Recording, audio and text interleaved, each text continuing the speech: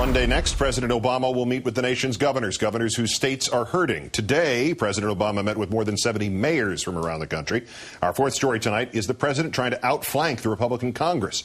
After they failed to stop the stimulus, Republican governors, led by South Carolina's Mark Sanford, picked up the ball, making noises about rejecting stimulus money as wasteful and not stimulative, despite the minor inconvenience that might cause their constituents. Sanford's state, for instance, having the third highest unemployment in the country this past December. Today, after praising mayoral innovations, the president served notice to every government official, including the mayors to whom he was speaking, that stimulus money will stimulate the economy or else. If a federal agency proposes a project that will waste that money, I will not hesitate to call them out on it and put a stop to it. I want everybody here to be on notice that if a local government does the same, I will call them out on it and use the full power of my office and our administration to stop it. The president also announcing the creation last night of the White House Office of Urban Affairs to make reality the new administration's focus on urban America, home not just to 65% of our citizens, but also the driver of the nation's economy, what's left of it. Let's bring in MSNBC political analyst Richard Wolff on this. Good evening, Richard.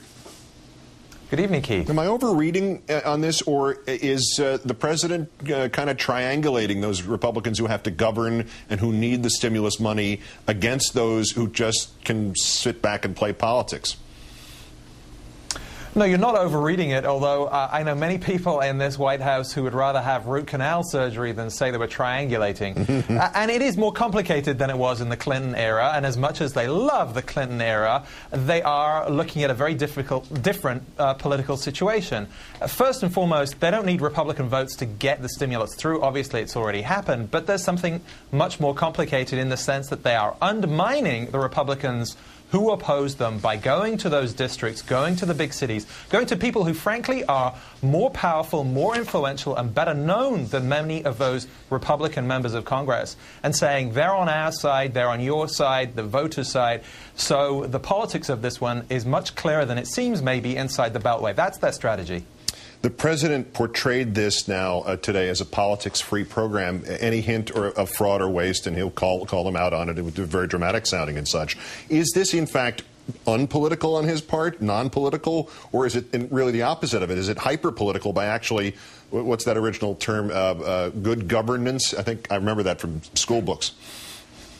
Right. In the distant history. Well, look, there is a long-standing theme and desire inside this White House to have transparency and all those good things like new websites. And that's great as far as it goes, but it is very political. And the reason is that you're not really going to have a president in public saying to one of his own agencies, one of his own cabinet secretaries, you're wasting my money. Could they do it at the state level for demonstration purposes? Yes, but the important piece of the demonstration isn't actually political at all. It's to say to the capital markets, to those foreign investors, we are being responsible with this money, and that's what really needs to happen. Otherwise, everyone's borrowing costs will go up.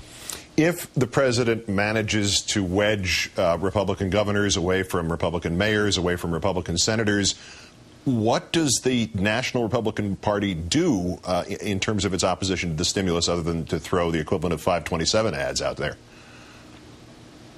Well, there is no National Republican Party right now, and that's the problem. You've got Michael Steele, and you've got John Boehner and Mitch McConnell, maybe Eric Cantor if he gets his wish to come true.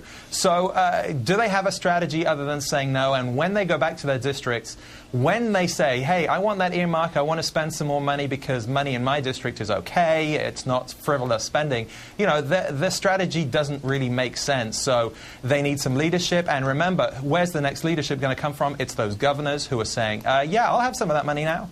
Yeah, well, Michael Steele could grab that new constituency he says he's going after and make a hip-hop video about it, I suppose. That'd be probably the next thing. Richard Wolff, you but don't they have... wouldn't be real jobs. That's right. It will only be temporary work. Richard Wolff of MSNBC. Great, thanks. Have a great weekend. Thank you, Keith.